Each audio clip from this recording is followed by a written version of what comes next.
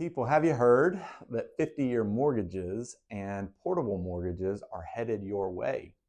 If you didn't hear that news, probably our algorithms are a little bit different, and it's definitely a fair criticism that I might be obsessed with real estate and hear about these things more than the average bear. However, it did come up this past month with some pretty regular frequency because the director of the FHFA and the Trump administration said that we are working on the 50-year mortgage.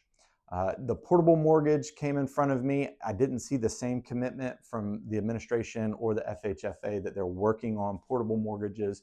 Nevertheless, that's the topic of the day. So in this video, I want to briefly explain to you what those loan products are, tell you honestly that you can kind of ignore them as far as possibilities until we know more about them. And then I want to define why is this a thought-provoking topic?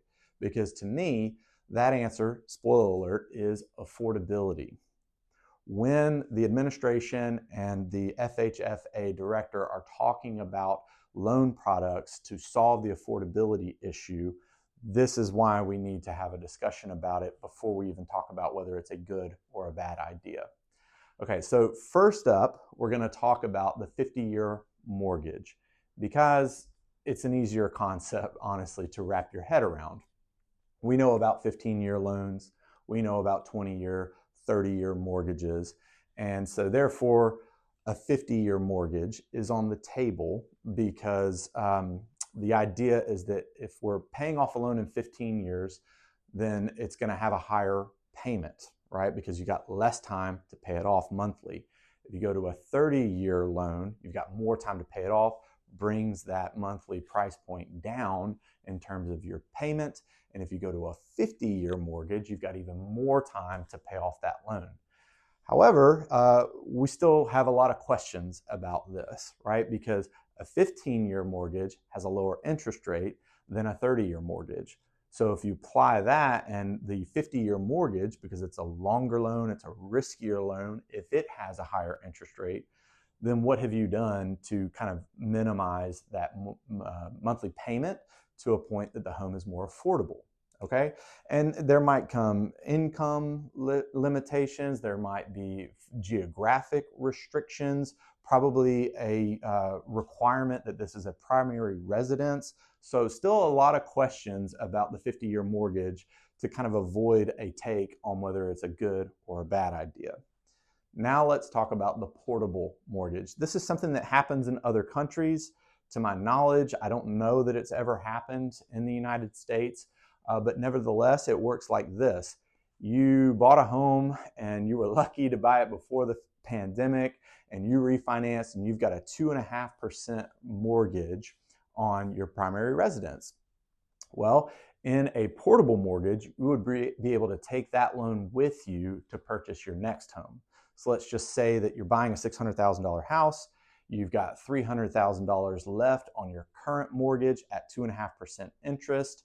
You take that with you, and now you've got to figure out, how do I cover this $300,000 that's left? Can I pay cash and stay in this 2.5% interest rate?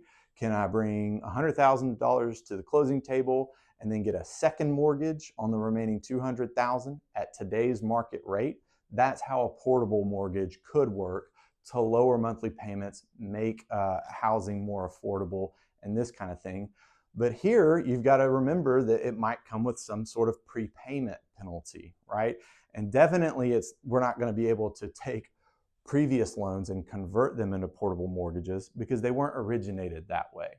And so a portable mortgage would probably bring with it some sort of prepayment penalty, because you got to think, what if you had a 7% mortgage on your current and it was a portable mortgage, but then the market comes down and today's rates are at 5%.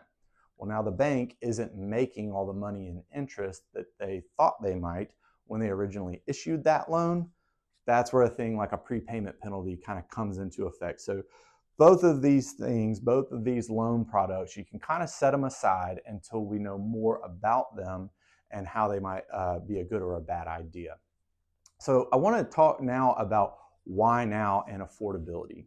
Reese, in our St. Louis office, quickly, succinctly, and very well defined what is affordability. It basically boils down to three things.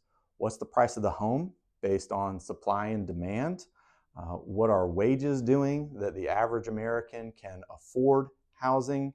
And then what are interest rates doing that, the price of money makes homes affordable?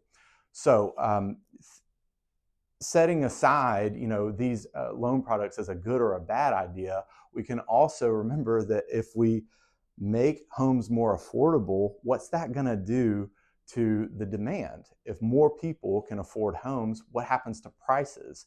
So, what kind of effect is that going to have on our real estate market?